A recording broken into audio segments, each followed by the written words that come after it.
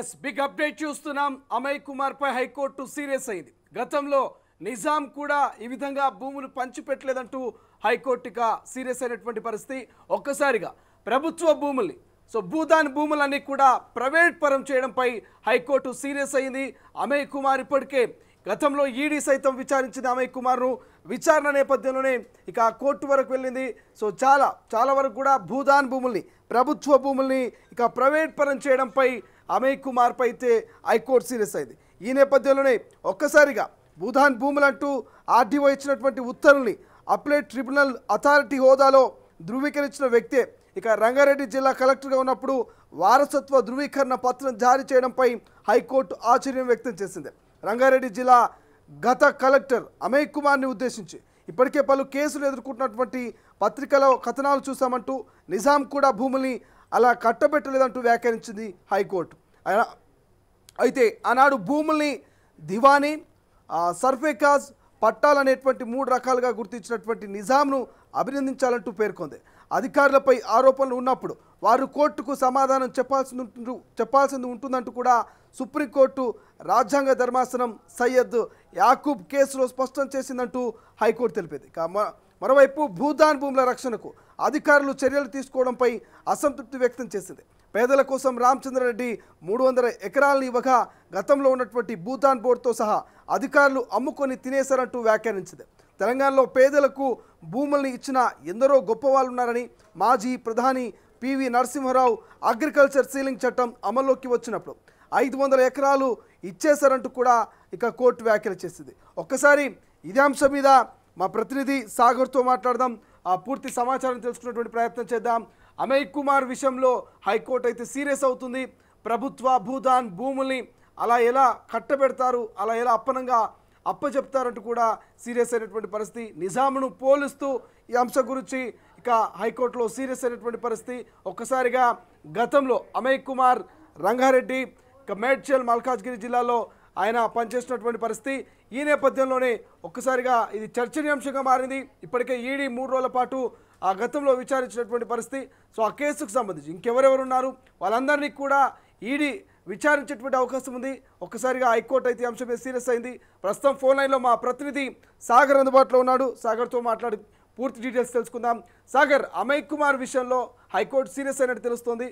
అసలు ఆ కోర్టు ఏం వ్యాఖ్యలు చేసింది? శ్రీశైలం భూదాన్ భూముల వ్యవహారంలో అక్రమ బదలాయింపు విషయంలో మాజీ రంగారెడ్డి జిల్లా కలెక్టర్ గా ఉన్నటువంటి అమయ్ కుమార్ పెద్ద ఎత్తున స్కామ్ చేశారు. అక్రమంగా కోట్లాది రూపాయల ముడుపులు తీసుకుని 1000 కోట్ల విలువైనటువంటి భూములను అక్రమంగా బదలాయించారంటూ పెద్ద ఎత్తున ఈడీ కూడా దీనికి సంబంధించినటువంటి కేసు నమోదు చేసి దర్యాప్తు చేసింది. ఇది రాజకీయంగా కూడా పెద్ద ఎత్తున దుమారం రేపింది. ఈ నేపథ్యంలోనే అమయ్ కుమార్ తో పాటుగా మరికొంతమంది ఐఏఎస్ అధికారులతో పాటుగా గత ప్రభుత్వంలో ఉన్నటువంటి కీలక నేతల అండదండలతోనే వేలాది కోట్ల రూపాయల ప్రభుత్వ స్థలాలను అక్రమంగా బదిలించారంటూ పెద్ద ఎత్తున ఆరోపణలు వచ్చిన నేపథ్యంలో రాజకీయంగా కూడా ఈ కేసు అనేది పెద్ద ఎత్తున దుమారం రేపిన నేపథ్యంలో భూదాన్ భూముల వ్యవహారంలో ఇటు హైకోర్టు కూడా పెద్ద ఎత్తున సీరియస్ అయింది. ఈ నేపథ్యంలో మనం అబ్జర్వ్ చేయొచ్చు శ్రీశైలం, భూదాన్ భూములను ఆర్డీఓ ఇచ్చినటువంటి ఉత్తర్వులను అప్లైట్ ట్రిబ్యునల్ అథారిటీ హోదాలో ఉన్నటువంటి రంగారెడ్డి జిల్లా మాజీ కలెక్టర్ గా ఉన్నటువంటి అమయ్ కుమార్ ధృవీకరణ పత్రం జారీ చేయడంపై హైకోర్టు ఆశ్చర్యం వ్యక్తం చేసింది. ఎందుకంటే రంగారెడ్డి జిల్లా కలెక్టర్ గా ఉన్నటువంటి ఆ సందర్భంలో అనేక పెద్ద ఎత్తున కథనాలు రావడం, దీనికి సంబంధించినటువంటి వార్తలు బయటికి రావడం, అంటే అక్రమంగా బదలాయింపుకు సంబంధించినటువంటి ఆధారాలు బయటికి రావడంతో కూడా దాన్ని కూడా పరిశీలించినట్టు హైకోర్టు ఆగ్రహం వ్యక్తం చేసింది. ఎందుకంటే ఎగ్జాంపుల్ గా ఈ ఒక అంశాన్ని కూడా హైకోర్టు సాగర్ అలా కట్టబెట్టలేదని వ్యాఖ్యానించింది.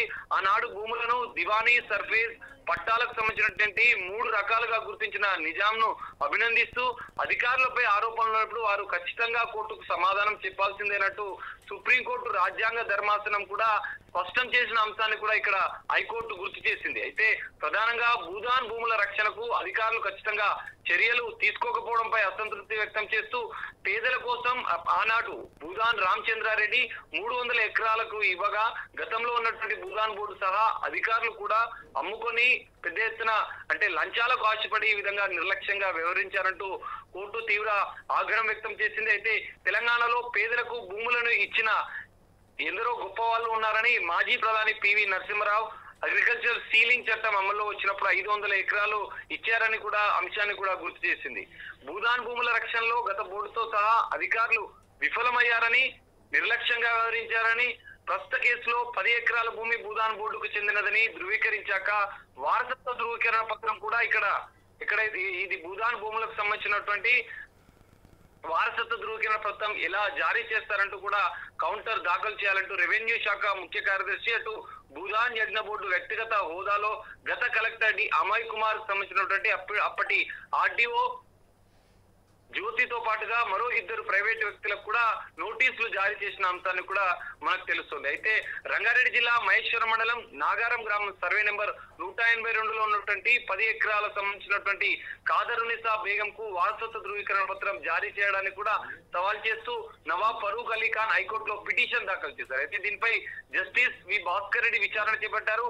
పిటిషన్ తరపున న్యాయవాది వాదనలు వినిపిస్తూ గతంలో ఈ భూములను భూదాన్ భూములుగా ఆర్డీఓ ఆదేశాలు ఇవ్వగా స్పెషల్ ట్రిబ్యునల్ సమర్థించిందన్నారు. అందుకు విరుద్ధంగా ట్రిబ్యునల్ కు నేతృత్వం వహించినటువంటి అధికారి కలెక్టర్ హోదాలో కాదరునిసా బేగం ఇచ్చిన దరఖాస్తును ఆమోదించి పట్టాదారు పాస్బుక్ జారీ చేశారని, అంతేకాకుండా భూదాన్ భూములకు సంబంధించినటువంటి యథాస్థ స్థితి కొనసాగించాలంటూ హైకోర్టు మధ్యంతర ఉత్తర్వులు కూడా జారీ చేసినా పట్టించుకోలేదన్నారు. అయితే దీనికి సంబంధించినటువంటి వాదనలు విన్న న్యాయమూర్తి భూదాన్ భూములకు సంబంధించిన వివాదం పెండింగ్ లో ఉన్నప్పటికీ ఆలోచించకుండా పట్టా పాస్బుక్ జారీ చేశారని, అంటే ఇక్కడ పెద్ద ఎత్తున అక్రమాలకు కూడా కలెక్టర్ అమయ్ కుమార్ మరో 2 ఐఏఎస్ అధికారులు పాల్పడ్డారన్న అంశాలపై కూడా హైకోర్టు ఆగ్రహం వ్యక్తం చేసింది.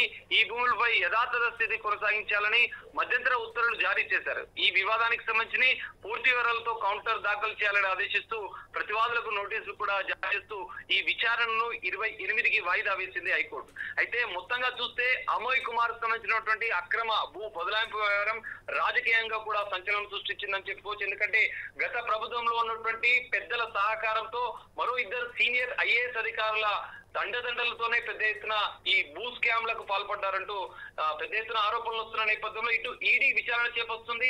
హైకోర్టు కూడా దీనికి సంబంధించిన ఆదేశాలు ఇచ్చిన నేపథ్యంలో మొత్తంగా ఇది పొలిటికల్ గా మరింత దుమారం రేపే అవకాశాలు మనకు ఖచ్చితంగా కనిపిస్తున్నాయి. Srisailam. Thank you Sagar, thank you for update. ఇది ఓవరాల్ గా అమయ్ కుమార్ విషయానికి వస్తే ఒక్కసారిగా అమయ్ కుమార్ అనేది రాష్ట్ర వ్యాప్తంగా చర్చనీయాంశంగా మారాడు. గతంలో కలెక్టర్గా ఉన్నప్పుడు ఆయన మేడ్చల్ కావచ్చు, మల్కాజ్గిరి కావచ్చు, రంగారెడ్డి, సో ఈ జిల్లాకు సంబంధించి ఆయన కలెక్టర్గా ఉన్నప్పుడు చాలా వరకు భూములన్నీ కూడా చేతులు మారాయి. ప్రభుత్వానికి సంబంధించినటువంటి భూములు, భూదాన్ భూములు, ఈ భూములన్నీ కూడా ఒక్కసారిగా ప్రైవేట్ పరం చేశారు. సో భూదాన్ భూములకు ప్రైవేటు ల్యాండ్గా దానికి ఎట్లా పాస్బుక్లు ఇస్తారంటూ కూడా ఇక హైకోర్టు సీరియస్ అయినట్టు తెలుస్తుంది. ఒక్కసారిగా ఎవరైతే ప్రతివాదులు ఉంటారో ప్రతివాదులకు సంబంధించి కౌంటర్ దాఖలు చేయాలంటూ నోటీసులు ఇచ్చింది. ఇక కోర్టు ఈ నెల 28 వరకు దీన్ని వాయిదా వేసినట్టు తెలుస్తుంది. అంటే మొన్నటిదాకా ఈడీ దాదాపు 4 రోజుల పాటు, అంటే 3 రోజుల పాటు 7 నుంచి 8 గంటల పాటు అమయ్ కుమార్ని కూర్చోబెట్టి ఇన్వెస్టిగేషన్ చేసింది. అసలు ధరణికి సంబంధించి ఎటువంటి కుంభకోణానికి పాల్పడ్డారు, ధరణికి సంబంధించి మీతో ఎవరెవరు కలిసి మరి ఈ ఒక స్కామ్లో పార్టిసిపేట్ చేసినటువంటి పూర్తి డేటాను కూడా ఈడీ సేకరించింది. 3 రోజుల పాటు రోజుకు 7 నుంచి 8 గంటల పాటు విచారించింది.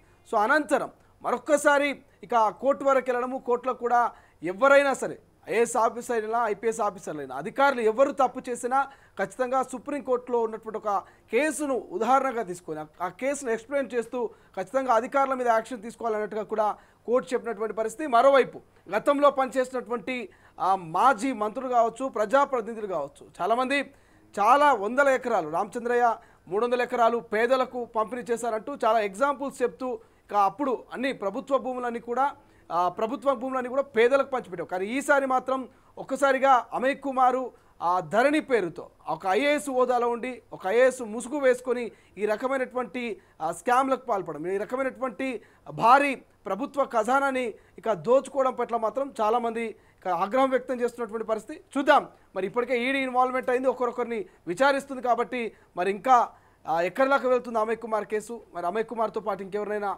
విచారించే అవకాశం ఉందా, అమయ్ కుమార్ని అరెస్ట్ చేసే అవకాశం ఉందా, ఏం జరగబోతుందో భవిష్యత్తులో చూడాల్సిన అవసరం ఉంది. అసలైన తొలి వెలుగు.